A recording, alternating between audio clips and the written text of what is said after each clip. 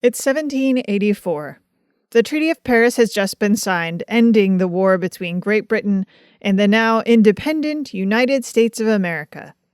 The country and all its people now have to move from the business of making war to the business of living in peace under the Articles of Confederation. It wasn't just people who had to move from war to peace. Vessels fitted out for a war now had to be transformed into something else. One ship that had been a privateer in the war now took on a new role, opener of a new trade.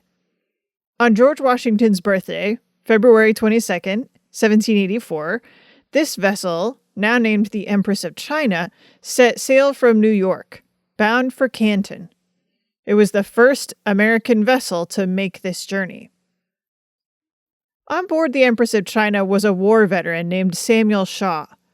On this voyage, he was the supercargo. In other words, he was in charge of selling the cargo. But on his next voyage to Canton, he would go as the U.S. consul. I'm Abby Mullen, and this is Consolation Prize, a podcast about the United States and the world through the eyes of its consuls. In this episode, we're looking at Samuel Shaw, the first U.S. consul to China, specifically to Canton, or what we call Guangzhou today.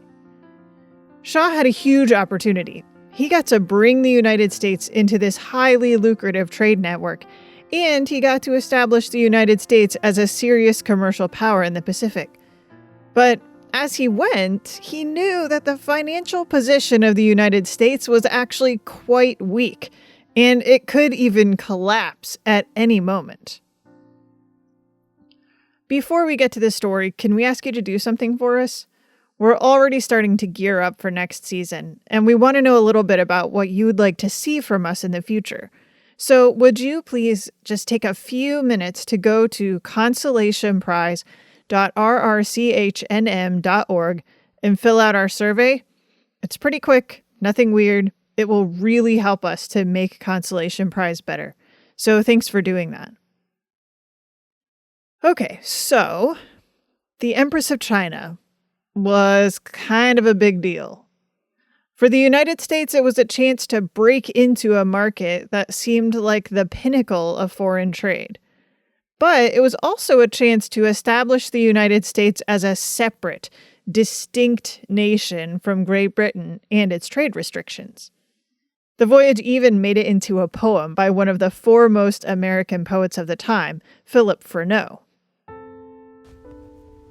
On the first American ship, Empress of China, Captain Green, that explored the route to China and the East Indies after the Revolution, 1784.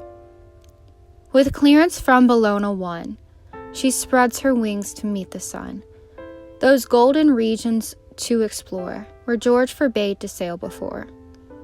Thus, grown to strength, the bird of Jove, impatient quits his native grove.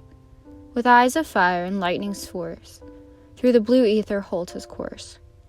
No foreign tars are here allowed to mingle with her chosen crowd, who, when returned, might boasting say, they shewed our native oak the way. To that old track no more confined, by Britain's jealous court assigned, she round the stormy cape shall sail, and eastward catch the odorous gale. The last few stanzas really bring home the value of the Empress. To countries placed in burning climes, and islands of remotest times, she now her eager course explores, and soon shall greet Chinesian shores. From thence their fragrant teas to bring, without the leave of Britain's king, and porcelain ware enchased in gold, the product of that finer mold. Thus commerce to our world conveys all that the varying taste can please. For us the Indian looms are free, and Java strips her spicy tree. Great pile proceed, and o'er the brine may every prosperous gale be thine, till freighted deep with Asia's stores, you reach again your native shores. For Samuel Shaw, it was an opportunity to reinvent himself after his service in the Continental Army. He serves in the Continental Army as an aide to General Knox, right? An aide de camp. So it's sort of a very important position. And through his service in the Continental Army, he becomes a major. That's Kendall Johnson, a historian who studies U.S.-China relations in this early period. Kendall tells us that this military service really mattered for Shah's choices after the war. He's coming into officer class status, but he doesn't have capital. He doesn't have cash. He doesn't have a certain competence. Competency would be like the economic foundation to basically have a family. And during the Revolutionary War, he's writing back to his brother, his father, to his friend about how little money he's got. So when you read these letters, it's a strange combination of elitism, talking about how much he needs to appear to be an officer, but also economic desperation, fear of going broke and bust, fear of an economic future for himself, but also for the nation. And that drives him to sea. And when he's at sea, you could say he makes a good amount of money, but he also loses a lot of money. So he's never able to sort of, I guess you could say he is elite, but he's always on that sort of brink of economic disaster. Shah did know the right people to help him out. He was a founding member of the Society of the Cincinnati, an order which was founded by George Washington for Continental Army officers. Many of those people were wealthy and well-connected. Through those connections he's made during his service in the Continental Army, he has an opportunity to go to sea.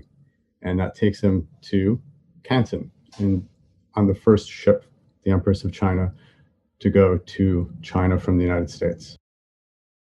On this first voyage, Shah wasn't a consul, not yet. But he was the supercargo, which means he was in charge of selling the goods that the United States brought to trade in Canton. They were bringing a somewhat surprising cargo to the Chinese, one that actually has a long history in both North America and in China. It's ginseng, the root ginseng, which has medicinal purposes in the long history of material medica of China, like the use of ginseng, and also in native peoples in the Americas, in North America. And the Dutch and the French had been trading smaller amounts of ginseng in the 18th century, and early 19th century, but particularly the 18th century. And Shaw is basically taking up that mantle. But in some ways, he doesn't really look back and say, wow, I'm continuing what's been going on before. He sees it as the United States' new opportunity. And the payload of the Empress of China is filled with ginseng, about 25,000 silver Spanish dollars, and a payload of ginseng. It's not all about the short-term profit, though. As the Empress of China made its way to China and back over about 14 months, Shah was already starting to act a little bit like a consul. He wanted to see the United States recognized as an independent sovereign nation, a nation that could trade successfully in the same markets as the big imperial powers. And to do that, Shah needed to collect information and make friends. But along the way, he's also with the captain, meeting other ship captains. He writes about in his journals the satisfaction of being recognized by French and Dutch sea captains. So the responsibilities of the supercargo regarding the payload quickly fold into issues of respect and symbolic recognition of the United States on this first voyage through Shaw's journals. Shah was really happy that the United States seemed to be getting some respect, but he also felt a tremendous amount of anxiety. Would this whole China expedition actually work? Was this trade even a good idea? Historian Joanna Cohen points out that leaders like Benjamin Franklin weren't so sure that luxury goods from places like China fit into the Republican ideals of this new nation. On a practical level, some more wealthy people thought that luxury goods would cause people to buy stuff instead of paying their taxes. Of course, it was only the poorer folks who would mismanage their money and their civic duty in this way.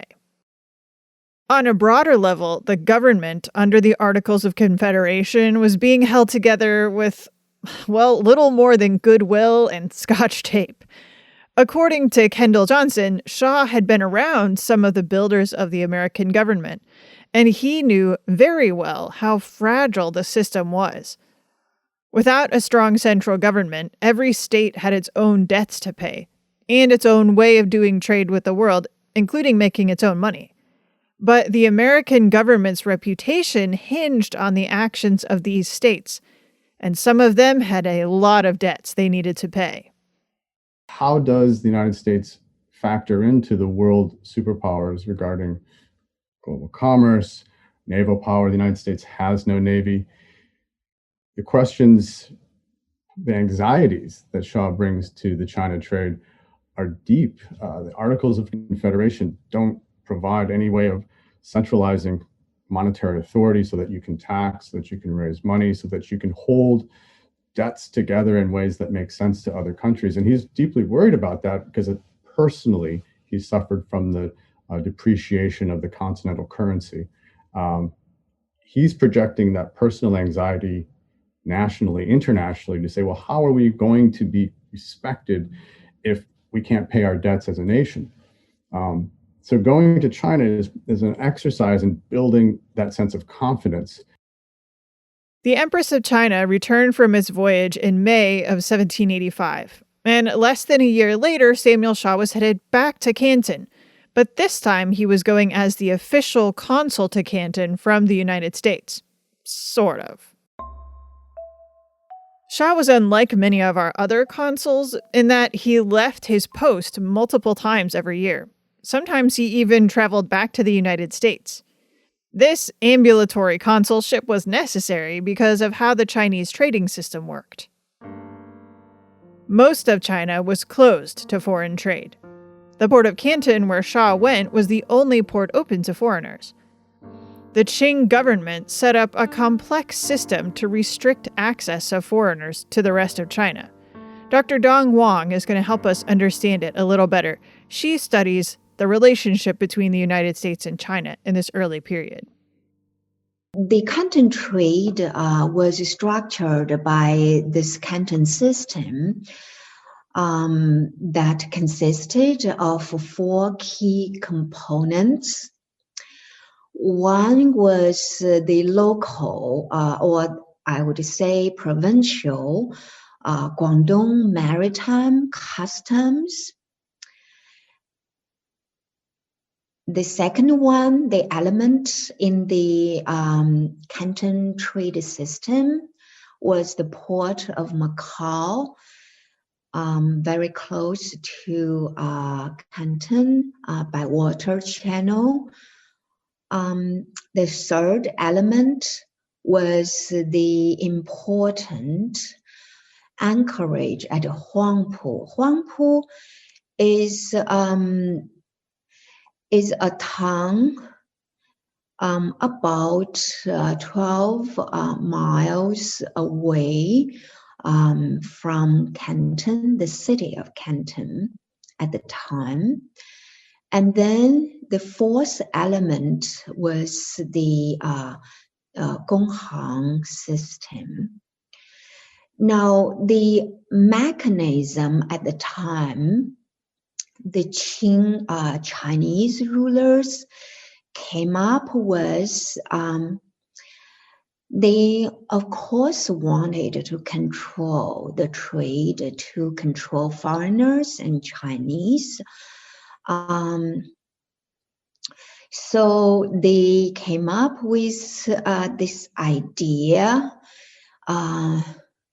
that the Qing top officials did not want to directly contact with foreign traders. So they used a middleman that was the licensed. These 4 elements were meant to do 3 things: keep most foreigners from interacting with most Chinese people, funnel trade through government-authorized agents, and keep the trade flowing. Under the Canton system, foreigners were normally restricted to to 3 locations, which were Macau, Wampu, and also the area, very small area, about a quarter mile radius of area. We could also even say it was like several hundred steps of that area around the foreign warehouses, which were known as factories or foreign hangs, or simply hangs means, the warehouses, the trading place where Chinese, designated Chinese merchants and foreign the warehouses and living quarters were. So that was the so-called, the latter one was the so-called the Golden Ghetto. To be more specific here, European and American buildings with national flags flew over the sloping roofs in the so-called foreign factories or warehouses and living quarters somewhere there. So the foreign factories or the warehouses, that area, stood about 2 or 3 stories high on the banks of the Po River. One side note, if you're like me, you might have been taught in your high school history class that this period of Chinese history was insular or isolationist because China saw itself as superior to the nations that wanted to trade there. Maybe that's how Chinese rulers talked, but it's not really how they acted. There was a myth that would think because the Chinese emperors had the sense of superiority, was self-centered, this Middle Kingdom regarded itself as the center of the universe. To some extent, yes, it was true, but I would say by the time of the late 17th century all the way through to the early 19th century, the so-called Sino-centralism was more actually of a myth or rhetoric than a real belief. What happened was that the Qing emperors were keenly aware of their weaknesses and in relation to foreign traders, foreign armed ships or gunboats.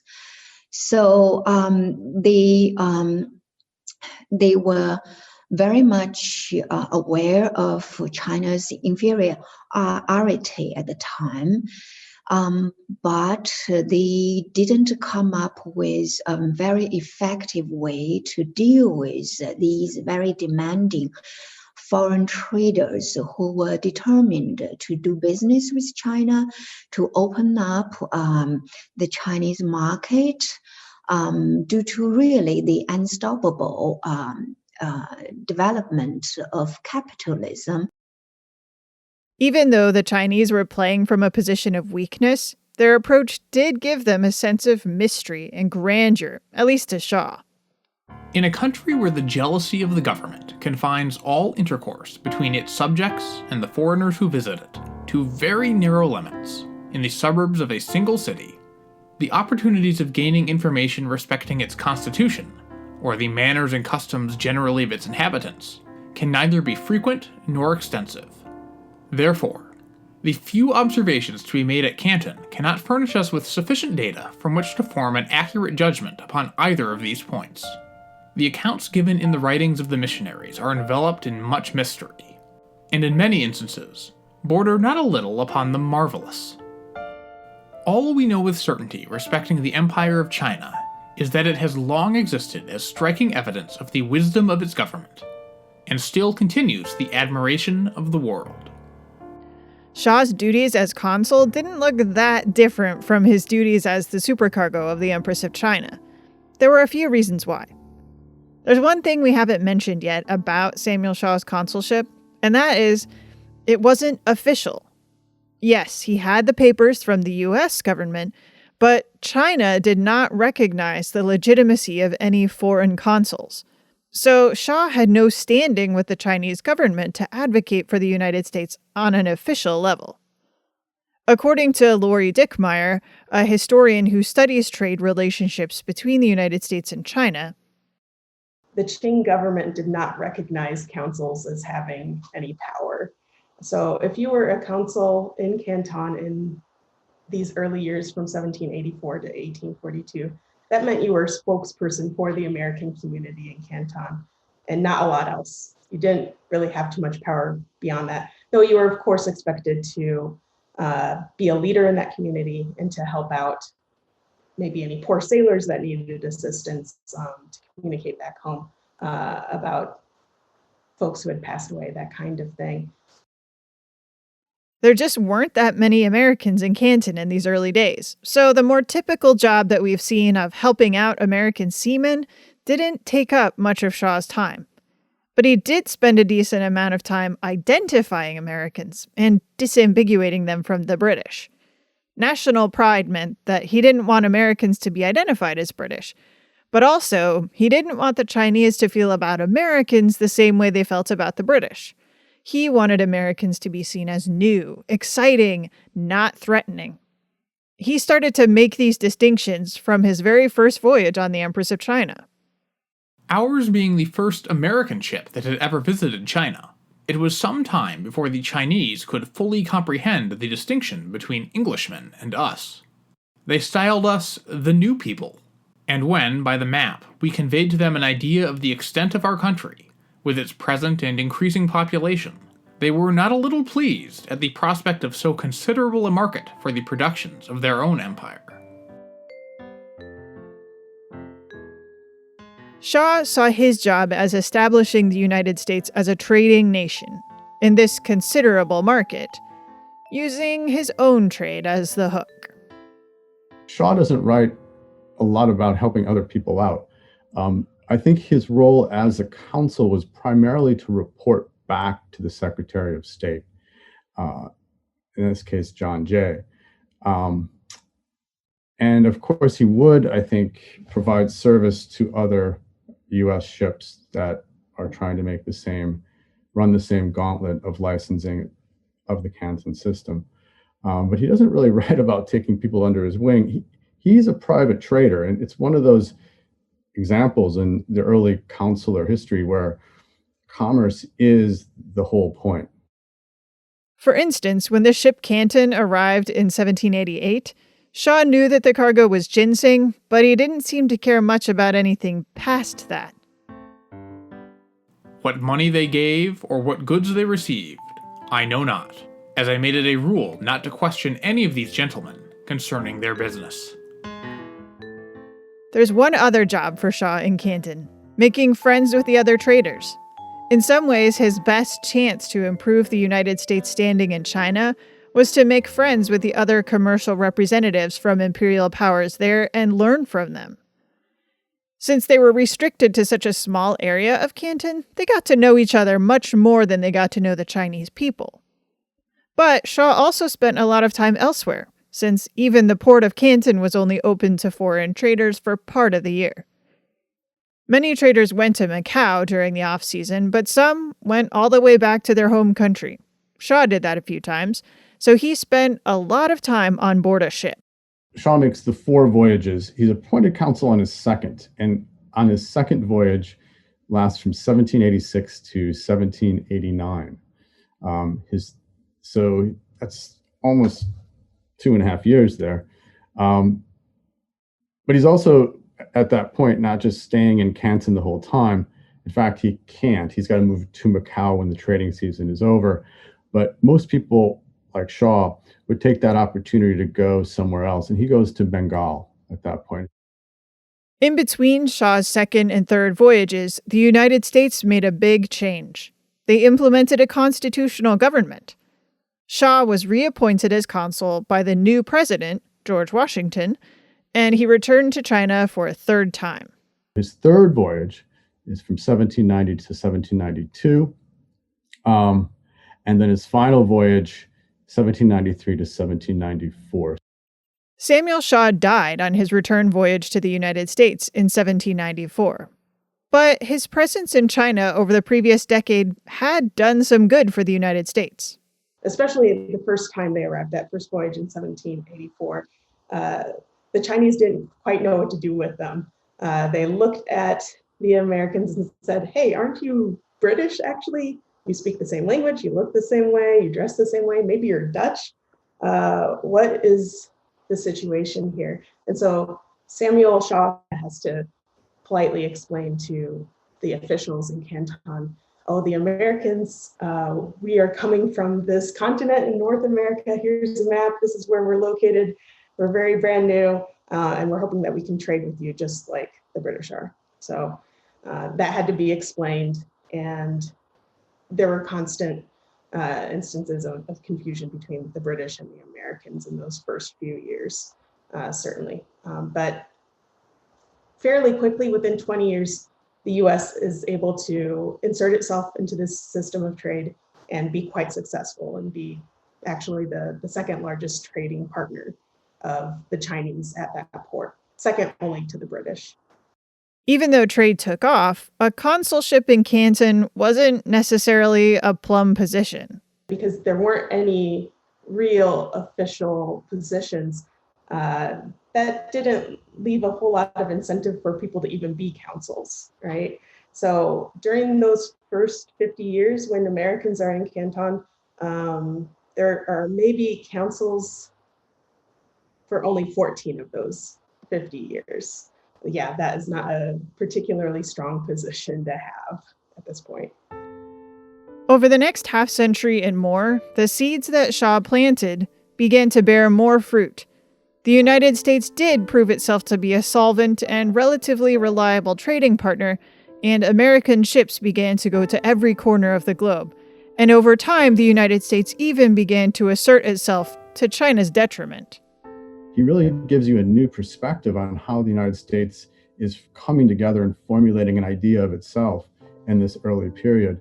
And he's at the intersection of commerce and consular service, but also international law. And he's writing before the missionaries come. He's writing before the diplomatic corps gets set up as a structured national service, which means that you could see a lot of the ideas percolating underneath the surface that become institutionalized later on. So as an intellectual historian of sorts, I find him deeply insightful regarding where our ideas of international law come from, how notions of free trade were bouncing around and notions of free trade were being redefined by this narrative of the United States, not just taming the continent in manifest destiny, but finding its place in a global network of trade, putting itself at the center.